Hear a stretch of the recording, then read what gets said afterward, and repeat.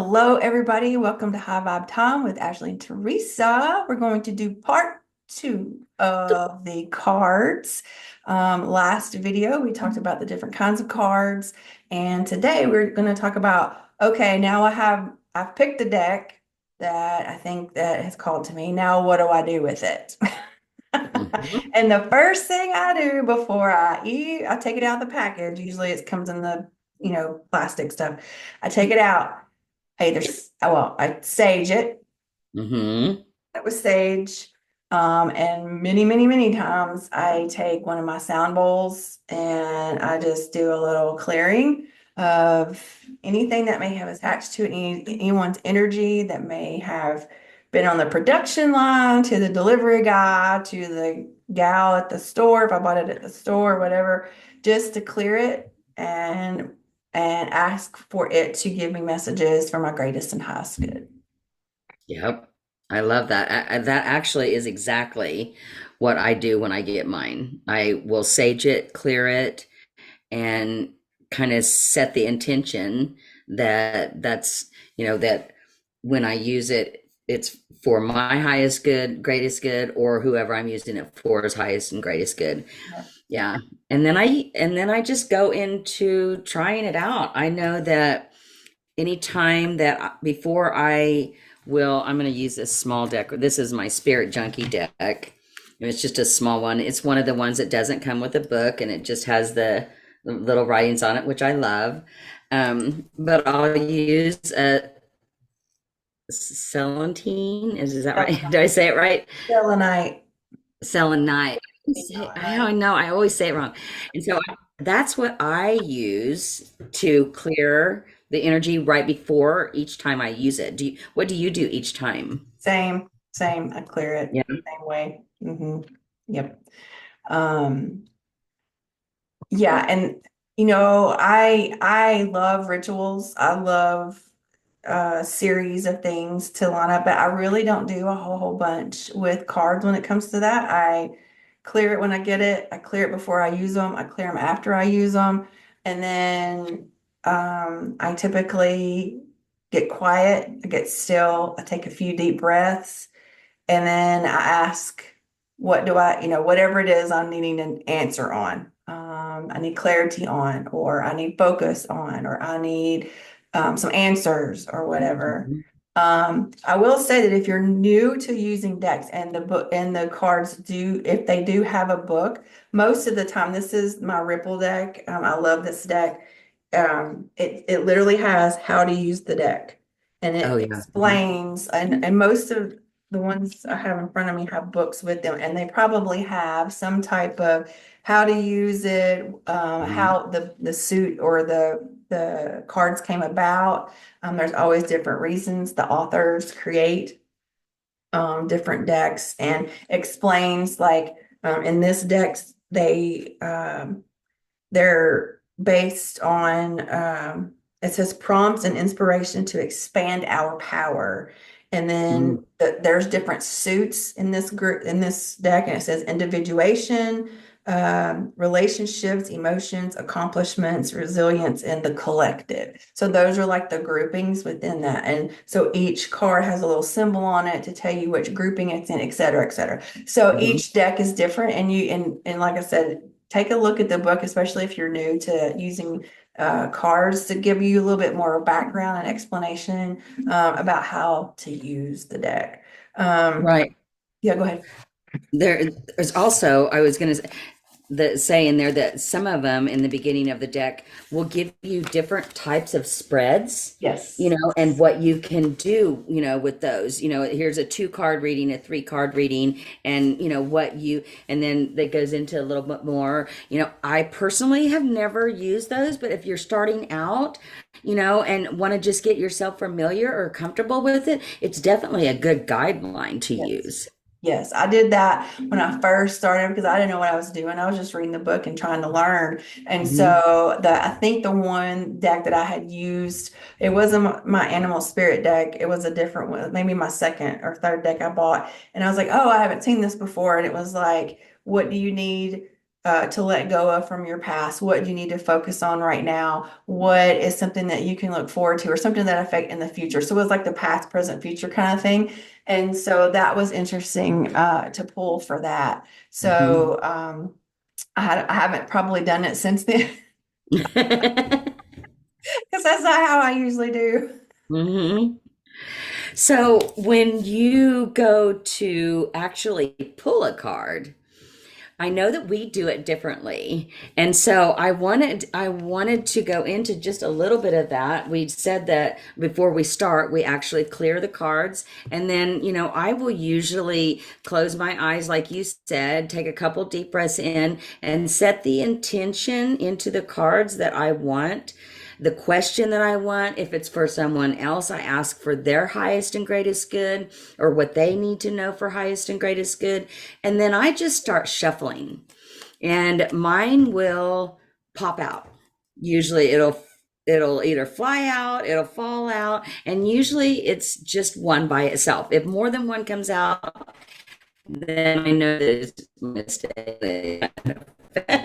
But how do you do yours when you are pulling a card? Yeah, and I don't know even where again, I didn't have a teacher, I didn't have a mentor, so I didn't know what I was doing, and this is just my practice and how I do it. So because I do have many decks, and sometimes a specific deck will, like if I'm pulling for you, for example, I'm saying, okay, what deck does Teresa need for today to hear from for today? And every single time one will call out to me, like if I'm looking at them, or it will tell me, hey, this is one. Okay. So I find that deck and I'll pull those cards, I clear it. Okay, this is for Teresa. I visualize you and I say, what does she need to know? Or if you've asked me, hey, can you, give me some clarity on XYZ? Then I say, can you please give her some clarity about XYZ? Immediately, and this is where we really differ, is that I hear a number between 1 and 5. The first number is 1 and 5, and it tells me how many times I need to shuffle the cards. The next number I hear again between 1 and 5 is the number of cards to go, like so 1, 2, 3, 4, right? So shuffle three, the fourth card. And that's how I do it. I've always done it that way. I'm a horrible, you shuffle beautifully when you do I'm like a hot mess. Like they go everywhere. I would never get a message ever because I would be spending my time picking out cards everywhere. It's just not pretty. Now, I will say, that when I do shuffle, and I know that the people who do card readings all are like in like 6 feet under right now, going, oh my God, she's killing what we do.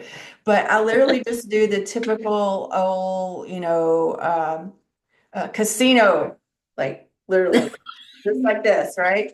That's how I do it. I love playing cards. Like I love playing poker. I love playing rummy. I love playing spades.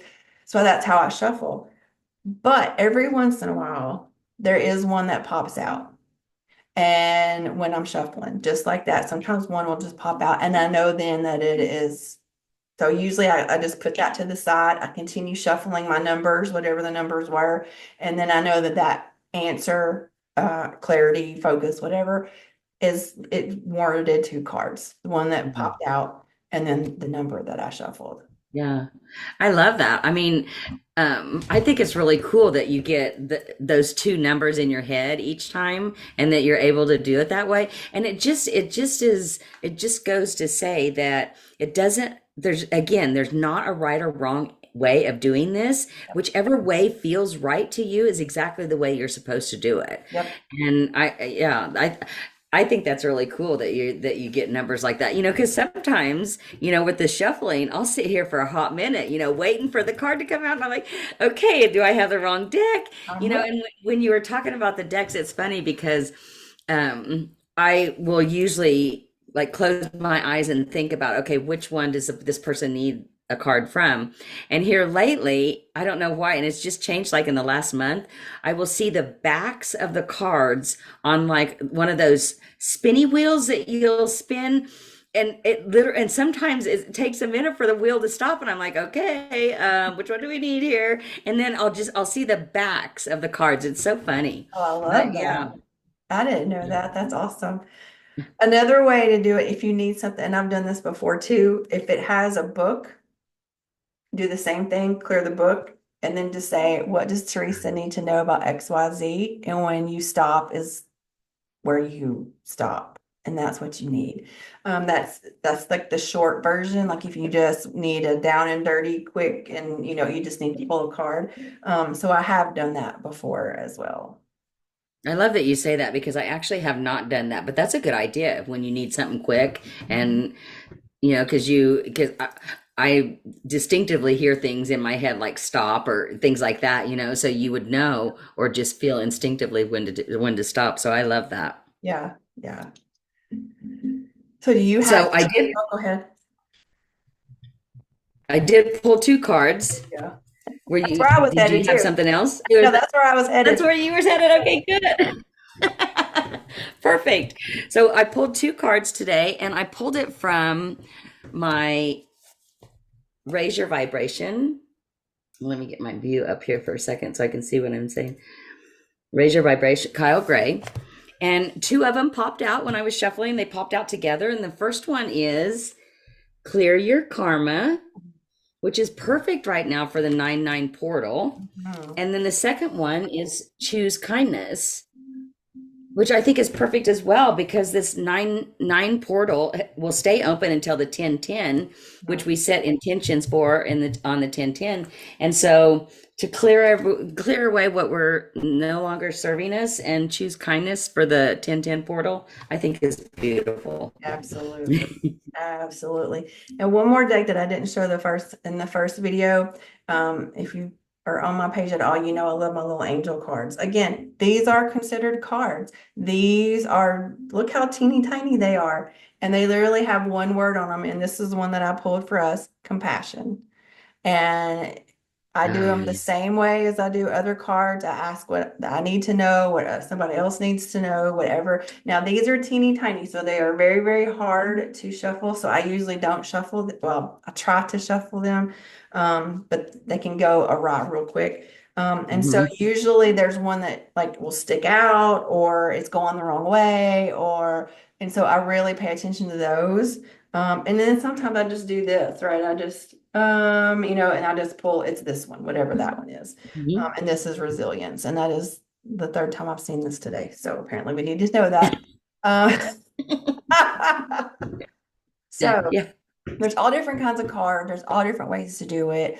If you have a different way that you do it, feel free to make comments in the bottom, and we will get back to you. And don't forget that Teresa and I both have Facebook groups, so you're welcome to hop over there and join our Facebook groups. We'd love to have you over there, and we do a lot of different stuff over there, including Teresa does a card reading each Sunday night. So Mhm. if you're interested in getting a card reading from Teresa, her links are over on her Facebook group, and you can join us on Sunday nights.